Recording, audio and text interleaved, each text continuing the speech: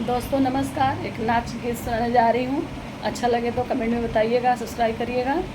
तब तक के लिए धन्यवाद। सूते गईनी खटिया ते टूट गईली पटिया, सूते गईली खटिया टूट गईल पटिया।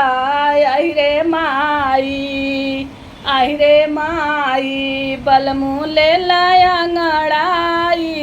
आई रे माई, बलमू ले लाया अंगड़ाई। आई रे माई, अरे सासु घरे हइये ना, नदी घरे हइये ना। अरे सासु घरे हइये ना, नदी घरे हइये ना। मारे के बड़ मार लो घानी हाली हाली, मारे के बात मार लो घानी हाली हाली। आही रे माई, सैया ले लाया अंगड़ाई। आही रे माई, सैया ले लाया अंगड़ाई। टुकुर टुकुर ताकत बन बड़ा मुसुकान, टुकुर टुकुर ताकत बड़ा मुसुकाल हो, बड़ा मुसुकाल।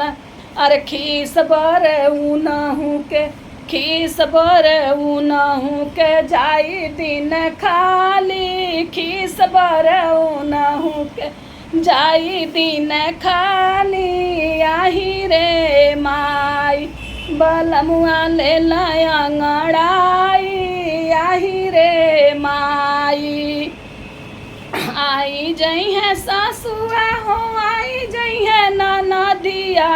आई जई है सासुआ हो, आई जई है ननदिया।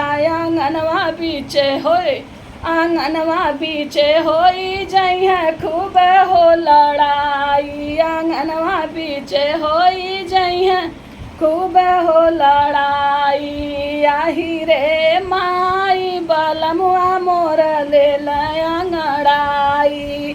सूते गईली खटिया ते टूट गईल पटिया, सूते गईली खटिया टूट गईल पटिया।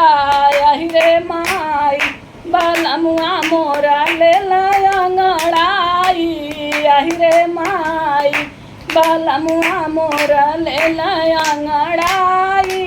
आही रे मोरी माई।